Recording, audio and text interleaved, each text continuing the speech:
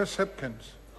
Thank you very much, Mr Chair. Mr Chair, happy to take my first call for the evening on the Royal Society of New Zealand Amendment Bill Clause 10, which deals with the first of many. I can assure the Minister there is plenty more to come. We're just getting started. We're just getting warmed up. Haven't even cleared the vocal cords yet. There's plenty more to come.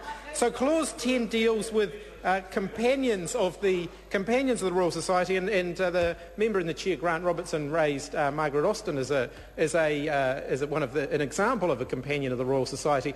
Members may be interested to know that the first time I actually had the opportunity to visit Parliament as a young person, it was at the invitation of Margaret Austin. It was at the invitation. It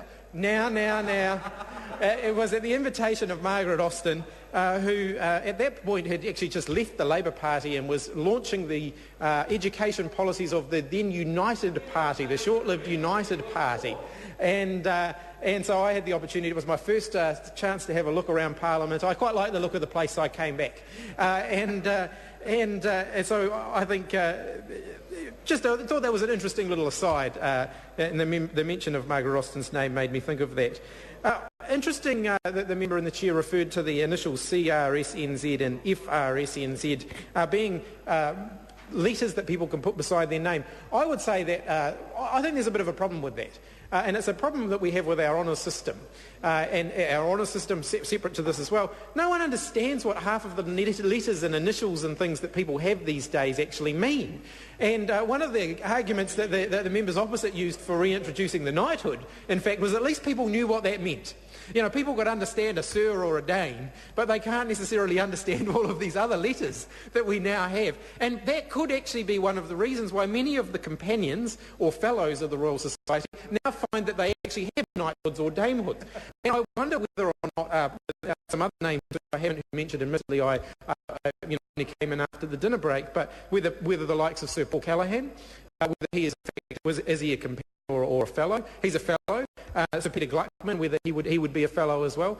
So these are people who have had their excellence in their fields. They do many of the things that a companion or a fellow of the Royal Society would be expected to do. They've had that recognised through another system which is probably more readily understood by people. I think one of the failures of the replacement for the knighthoods and the damehoods was that nobody understood it, and actually I don't think that bringing back knighthoods and damehoods was necessary, but we could come up with something more readily understood by the public at large. So when I heard the Grant Robertson talking about CRSNZ and FRSNZ, my concern with adopting that would be, it's already there, with the use of that is that actually no one's going to understand it. It's probably not going to be particularly widely used. So to turn now to a forensic examination of the clause in question, Clause 10, which repeals Section 12.1 of the original Act and replaces it with a new section, which allows the Council to elect as a companion people who, in the opinion of the Council, have shown outstanding leadership in science, technology or the humanities. So I suspect the major change here is the inclusion of humanities, but obviously, this is, if we look at, compare it with Clause 11, for example, which simply adds humanities under honorary members, there is a much more substantive change going on here in Clause 10, and I wonder whether at some point in the evening the member in charge could give us more of an explanation as to why a more substantive change is required for Clause 10 when it doesn't appear to be required for Clause 11, which deals with honorary members, or even Clause 12, which deals with honorary fellows. Because this could potentially make a more substantive change than the bill purports to make, which is simply to extend the coverage of the Royal Society to include the humanities.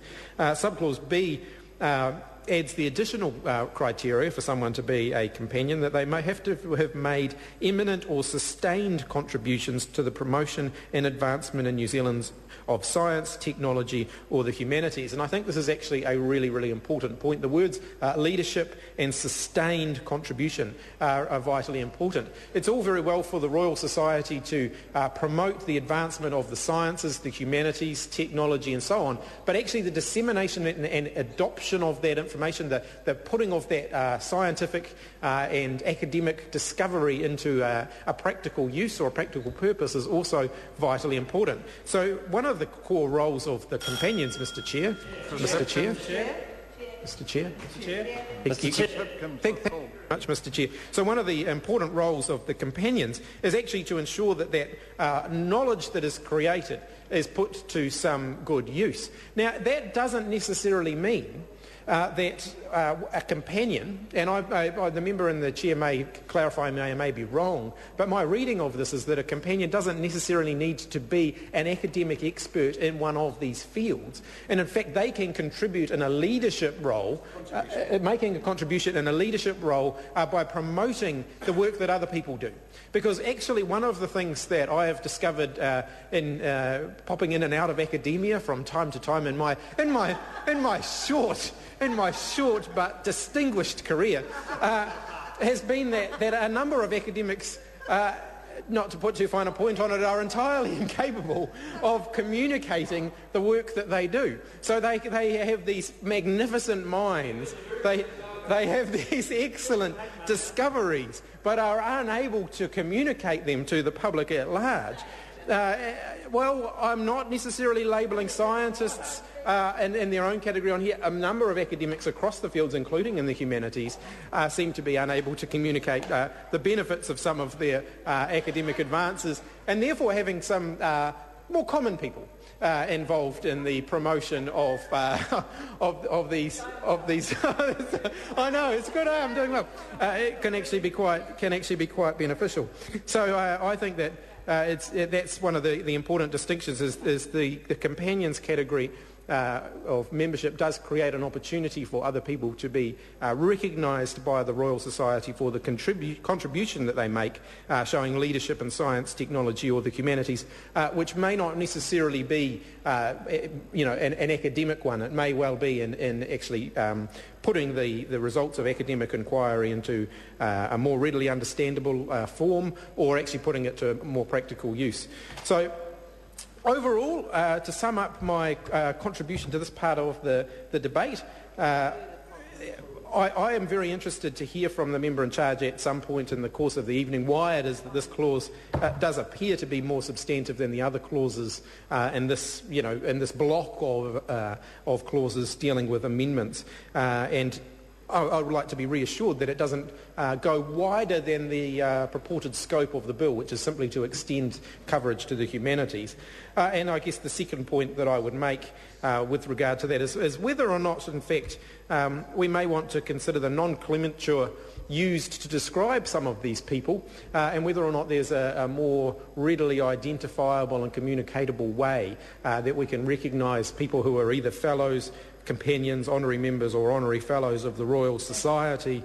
I don't know that we should use that particular description, but I think I'll leave my contribution at that. But I'm looking forward to the continued debate on the remaining 20 clauses of this bill as the evening progresses. I'm sure it's going to be a lively and sustained debate through the rest of the evening. Thank you. Mr. Chair.